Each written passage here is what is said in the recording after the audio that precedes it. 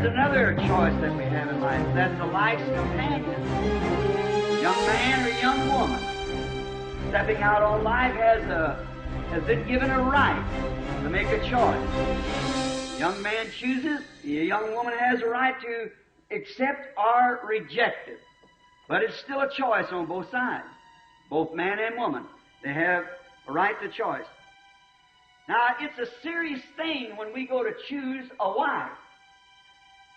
A man, for the vows here, is until death do we part. That's how we should keep it. And you take that vow before God, that only death will separate you. And I think we should, a man in his right mind that's planning a future, that he should choose that wife very careful. Be careful what you're doing. And the woman choosing a husband or accepting the choice of a husband should be real careful what she's doing. And especially in these days. A man should think and pray before he chooses a wife. And we find that if a man prayed and a woman prayed over the matter, not just look at a pretty set of eyes or big strong shoulders or such as that or some other worldly affection, but would look first to God and say, God, is this your plan?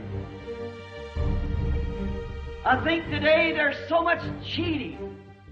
If we would study what we're doing when we're going to get married, when we choose our wife or husband, if we'd study it over, a man should pray earnestly, for he could ruin his entire life. Remember, the vow is until death do we part.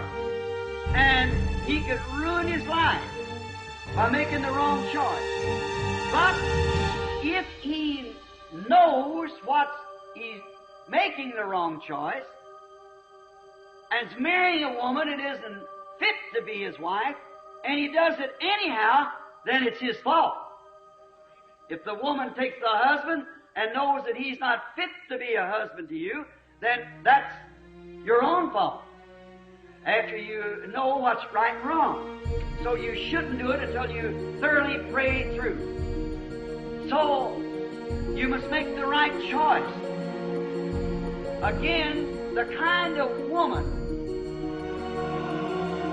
that a man would choose will reflect his ambition and his character. If a man chooses the wrong woman, it reflects his character. And what he ties himself to shows truly what's in him. A woman reflects what's in the man when he chooses her to wife. It shows what's down in him, no matter what he says outside, watch what he marries. Could you imagine a Christian doing a thing like that? No, sir, I could not.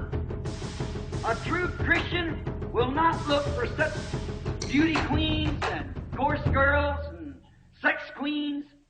He'll look for Christian character. Now, you can't have all things.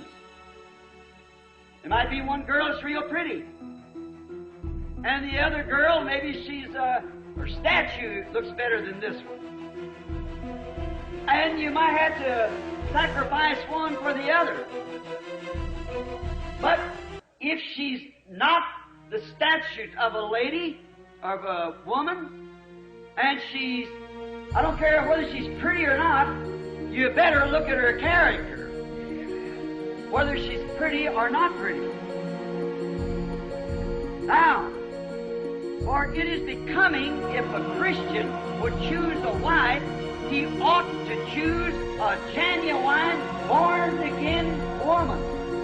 Regardless of what she looks like, it's what she is, what makes her. And then again, that reflects his own godly character and reflects what's in his mind and what's going to be in the future for his family. Will be raised with such a woman.